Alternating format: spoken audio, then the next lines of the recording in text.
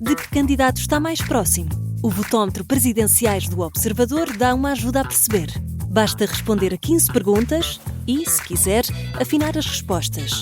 E o votómetro revela de que candidato está mais próximo e mais distante. O votómetro Presidenciais está disponível em observador.pt e tem o apoio da Toyota. 5 horas.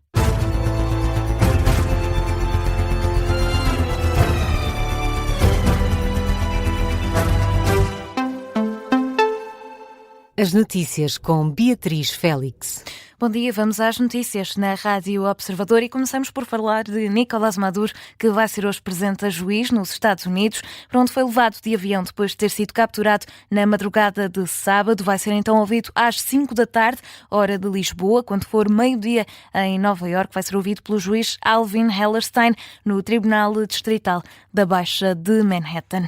Para hoje está também marcada a tomada de posse de Delcy Rodrigues como presidente interina da Venezuela. Conta com o apoio da Força Armada Nacional Bolivariana. E ainda antes de tomar posse, Delcy Rodrigues já anunciou a criação de uma comissão para libertar Nicolás Maduro e Cília Flores, mulher do presidente venezuelano. A comissão de alto nível foi apresentada pelo ministro da Informação venezuelano, que vai fazer parte da mesma. Esta é uma comissão que vai ser liderada pelo presidente da Assembleia Nacional, Jorge Rodrigues, e também pelo ministro dos Negócios Estrangeiros da Venezuela, Iván Gil. A presidente interina também reuniu no domingo o primeiro Conselho de Ministros, um dia depois de assumir o cargo, com o apoio do Supremo Tribunal da Venezuela e das forças militares. Na agenda para hoje está ainda a reunião do Conselho de Segurança da ONU, uma reunião de emergência para discutir o ataque norte-americano que levou à deposição de Nicolás Maduro, acusado de narcoterrorismo e posse de armas. E esta madrugada foram conhecidos novos dados. 32 soldados cubanos morreram durante o ataque à Venezuela, levado a cabo pelos Estados Unidos. Um anúncio que foi feito pelo presidente cubano, Miguel Díaz-Canel. Uma informação que também foi confirmada por Donald Trump ontem, que diz que muitos cubanos morreram a proteger Maduro. Ora, o presidente cubano diz, em comunicado, que os soldados cumpriram o dever com dignidade e heroísmo, mas acabaram por cair depois de uma resistência feroz em combate direto com os atacantes. Condena, por isso, os Estados Unidos, que classifica como Estado terrorista contra o povo da Venezuela, mas também contra todo o continente americano. Os próximos 2 dias em Cuba vão ser de luto nacional. E antes deste comunicado surgiu também a primeira reação de viva voz de Edmundo González, depois da captura de Nicolás Maduro pelos Estados Unidos. O opositor do presidente da Venezuela apela aos militares para que cumpram o mandato soberano das eleições de 2024. A comunidade internacional reconheceu González como vencedor legítimo, mas quem ficou no poder foi Maduro. Agora, num vídeo, dirige-se aos militares na qualidade de chefe de Estado. Como presidente dos venezuelanos, faço um apelo sereno e claro à Força Armada Nacional e aos corpos de segurança do Estado. O vosso dever é cumprir e fazer cumprir o mandato soberano expresso a 28 de julho de 2024. Como comandante-chefe, recordo que a vossa lealdade é para com a Constituição, com o povo e com a República. Este é um momento histórico. Assumimo-lo com serenidade, com claridade e com compromisso democrático. A Venezuela deve ser um país de direitos, de instituições e de esperança. E esse país, vamos construí-lo juntos. E esse país lo construiremos juntos. Edmundo González, opositor de Maduro, a pedir aos militares que respeitem a Constituição e que se coloquem ao lado do povo. Sublinha também que esta transição não vai ser possível enquanto houver um único venezuelano preso de forma injusta. E depois da Venezuela, a Colômbia pode estar agora no radar de Donald Trump. O presidente norte-americano diz que soa bem a ideia de levar a cabo uma operação militar também na Colômbia. Em conversa com jornalistas a bordo do Air Force One, Trump declarou que o presidente colombiano Gustavo Petro é um homem doente e acusa-o de produzir droga e a tentar vender aos Estados Unidos. Diz, no entanto, que isso não vai durar muito tempo e por isso deixa em aberto se a Colômbia poderá ou não vir a ser alvo de uma operação militar. Mudamos de tema e falamos agora de eleições presidenciais. Entre as primeiras, em 1976, e as últimas, em 2021, o número de eleitores em território nacional aumentou 44%.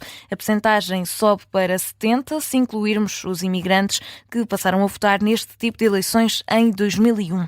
Os números são divulgados pela Pordata a cerca de 2 semanas de mais uma eleição para o Palácio de Belém e com um número recorde de candidatos.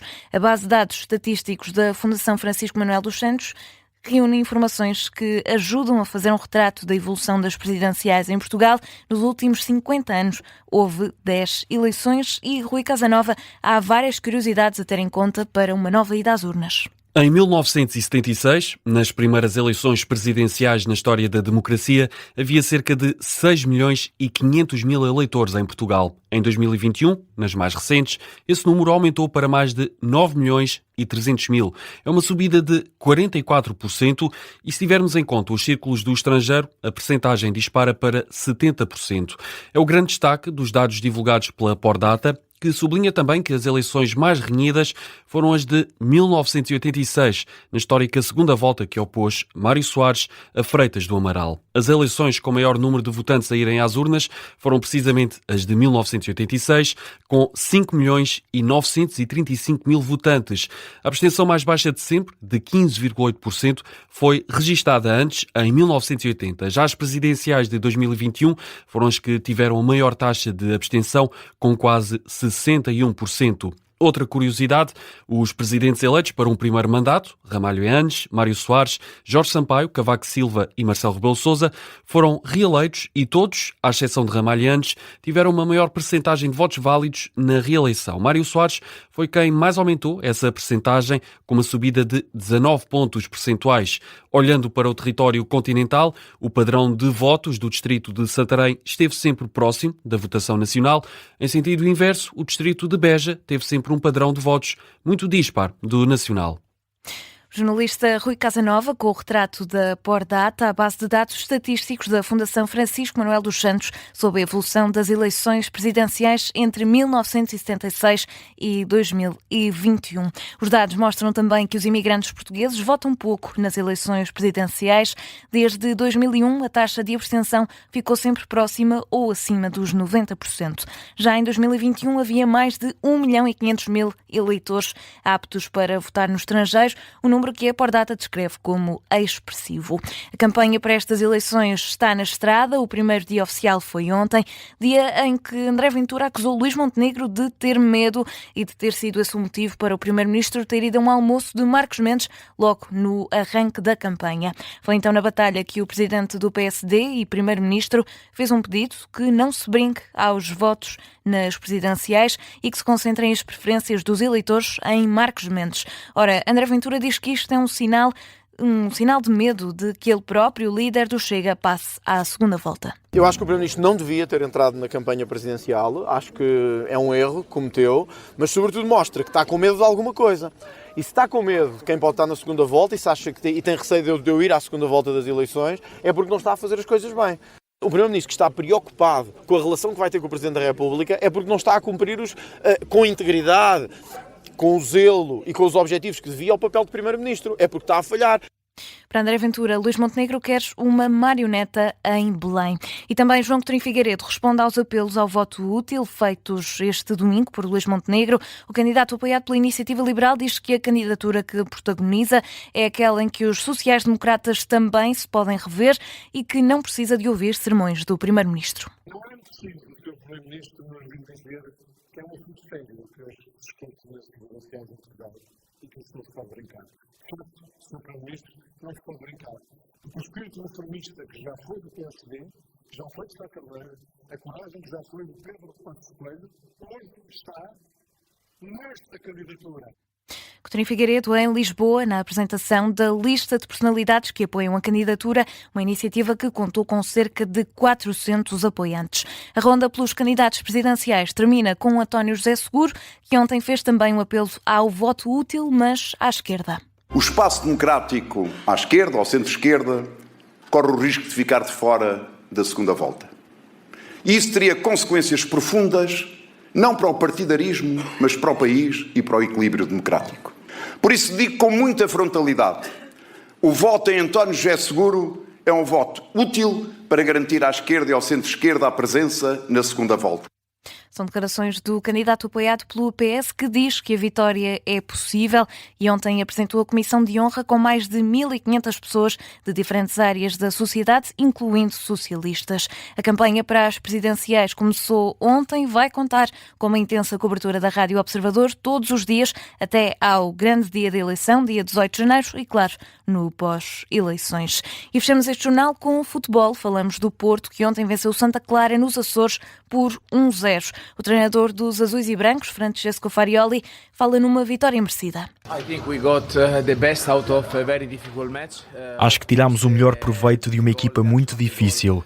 É claro que a jogada do golo aconteceu devido a um infortúnio do guarda-redes deles, mas no final acho que no geral merecemos a vitória. Criámos boas oportunidades, atacámos bem, atacámos com estrutura num campo que, como todos sabemos, é realmente complicado, contra uma equipa que está muito bem organizada, com jogadores muito rápidos e muito fortes em momentos de transição.